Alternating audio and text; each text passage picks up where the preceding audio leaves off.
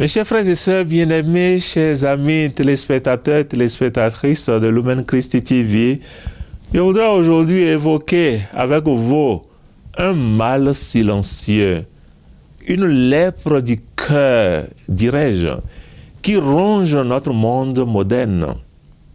Il s'agit de l'indifférence.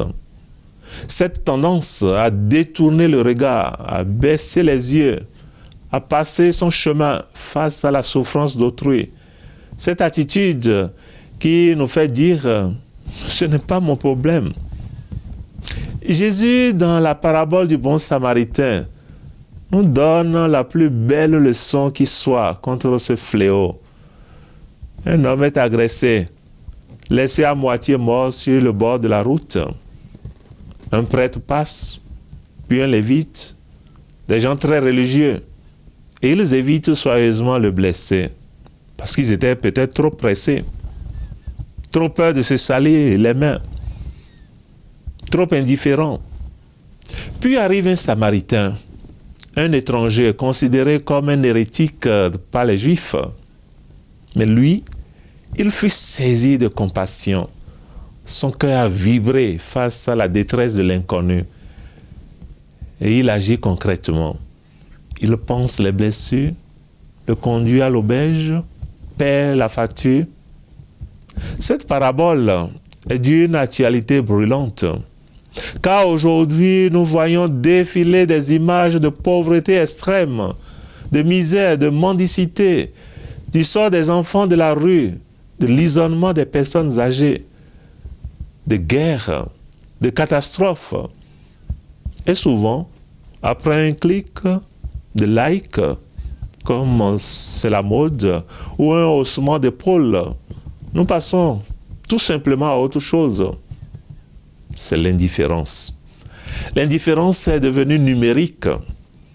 Nous sommes connectés au monde entier, mais parfois déconnectés de notre voisin de palier qui vit dans la solitude, déconnectés de notre voisin dans la maison. L'indifférence est l'opposé exact de la charité. Car la charité, c'est l'amour en action. L'indifférence, elle, c'est le refus de voir, le refus d'aimer. C'est un péché d'omission. Ce n'est pas ce que nous avons fait de mal qui sera peut-être le plus lourd à la fin de nos jours, mais le bien que nous devons faire, mais que nous avons omis de faire par indifférence. La question peut se poser, comment lutter contre l'indifférence?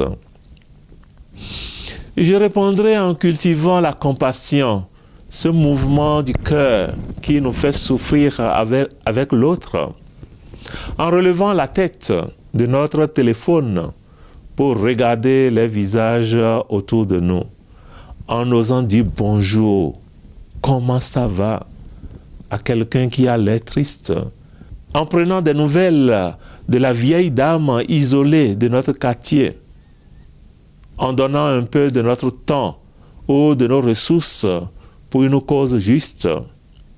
Ne laissons pas notre cœur s'endurcir. Demandons à Dieu la grâce d'avoir un regard comme le sien, un regard qui voit la détresse et qui est ému aux entrailles. Soyons, chers frères et sœurs, des Samaritains sur les routes de notre vie. Car au final, le Christ s'identifie à chaque personne dans le besoin. Ce que vous avez fait au plus petit de mes frères, c'est à moi que vous l'avez fait. Que le cœur tout compassionné de notre Seigneur touche chacun de nos cœurs pour que, animés de ce cœur et par ce cœur, nous devenions des artisans de compassion et non des frères et sœurs endurcis dans l'indifférence. Que le Seigneur nous y aide par son esprit de compassion.